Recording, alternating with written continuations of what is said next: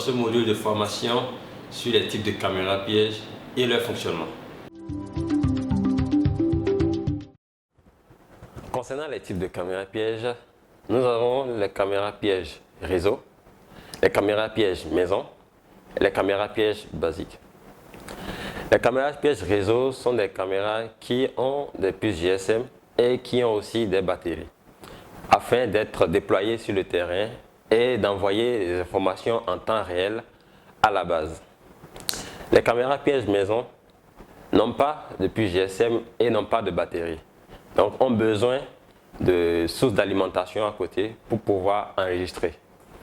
Les caméras pièges basiques, elles n'ont pas de puce GSM, mais intègrent des batteries.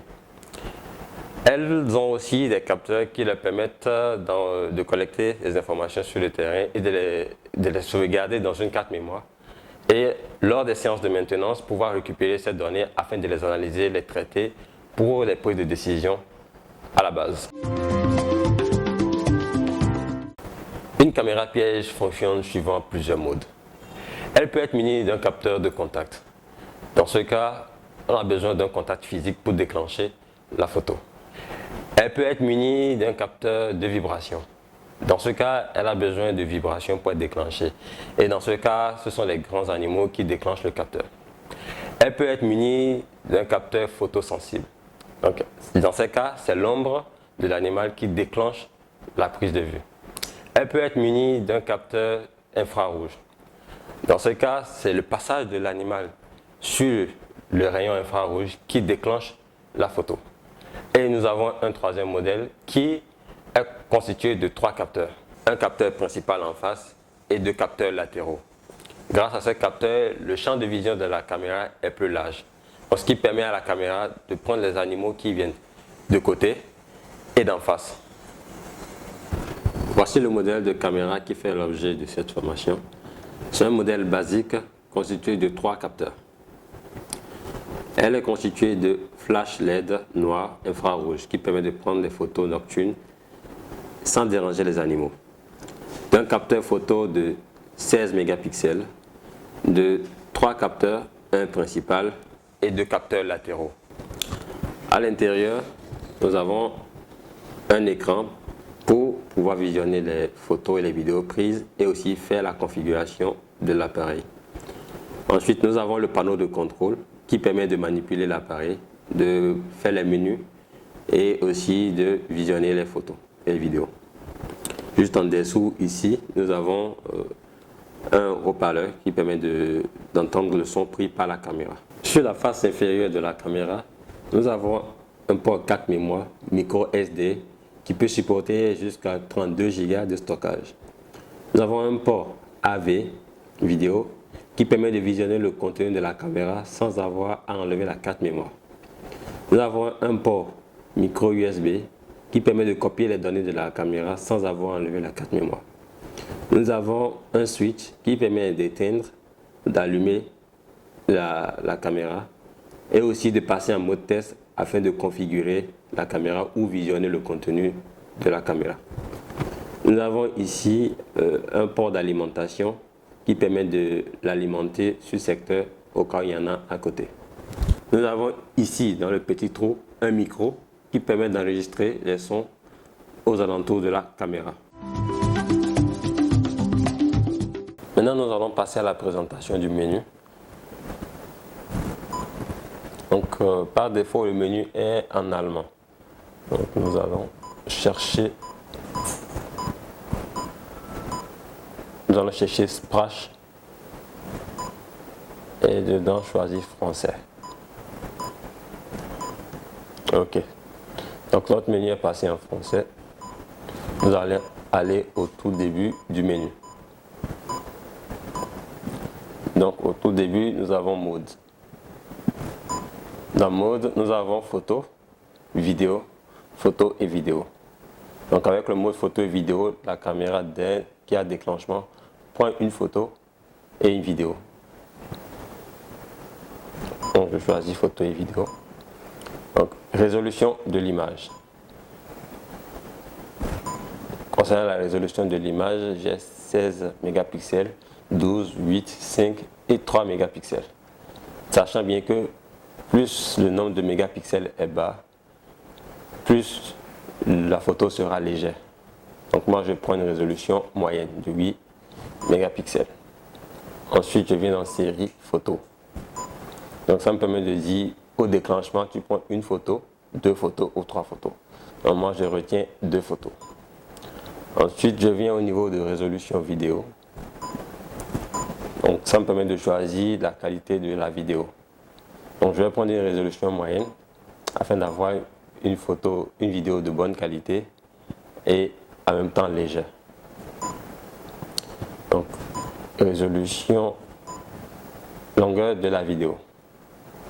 Concernant la longueur de la vidéo, je mets ça à 10 secondes à mon niveau, sachant bien que je peux aller jusqu'à 10 minutes. Je viens sur enregistrement audio. Concernant l'enregistrement audio, soit j'active le micro, soit je le désactive.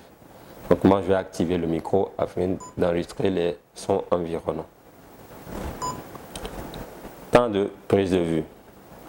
Donc là ça me permet de définir le temps pendant lequel la caméra va prendre des vues. Je laisse ça par défaut sur les 1 minute.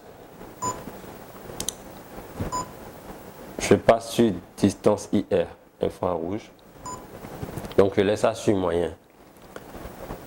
Je peux laisser ça sur la distance longue ou proche. Ici, ça dépendra de la distance à laquelle je vais prendre la photo. Si mon objet ne va pas passer sur une longue distance, donc je laisse ça sur moyen ou sur proche. Ou si ça sera très loin, je mets ça sur loin, sachant bien que la distance maximale est de 15 mètres. Détecteur de mouvement. Donc ça c'est l'activation des capteurs latéraux. Donc je les mets en marche. Sensibilité du détecteur de mouvement latéral. Donc là aussi, je laisse ça sur moyen, sachant bien que la plus grande distance est de 15 mètres en moyenne. Donc je laisse ça sur moyen pour être dans les 8 mètres de distance. Durée d'enregistrement cible. Donc je peux lui demander de m'activer la durée d'enregistrement cible, mais vu que moi je ne veux pas limiter, je laisse ça sur arrêt. Je ne veux pas faire de photographie accélérée non plus. Donc ici c'est pour changer la langue. Capture sans fin. Donc ça je ne veux pas aussi activer ça. Date et heure. Un point important à régler ici. Donc déjà je choisis le format de la date. Jour, mois, année. Ce qui est bon ici, donc je laisse ça activer. Format de l'heure. Je mets ça sur 24 heures, c'est bon. Réglage de la date et de l'heure. Donc nous sommes au 29 avril 2021 et il est 11 heures. Donc le réglage de la date elle est bonne. Ce réglage est un point important parce qu'il me permet de savoir à quelle heure et à quelle date la photo et la vidéo a été prise, afin de pouvoir identifier la date de prise. Timbre photo. Donc ça me permet d'imprimer la date et l'heure sur mon image et ma vidéo. Donc je laisse ça activer date et heure. Protection du mot de passe. Donc là je peux mettre un mot de passe à l'appareil afin que personne d'autre ne puisse l'utiliser. Mais moi je laisse ça désactivé. Donc je peux aussi enregistrer le signal acoustique, mais bon, je ne l'active pas à mon niveau.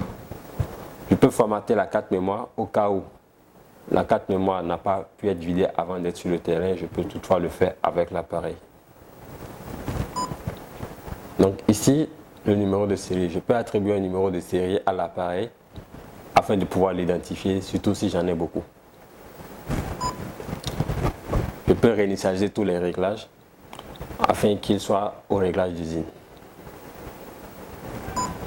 Et ici, on a la version du logiciel de ma caméra. Sur l'écran d'accueil, en appuyant sur cette flèche, nous pouvons voir les paramètres vidéo.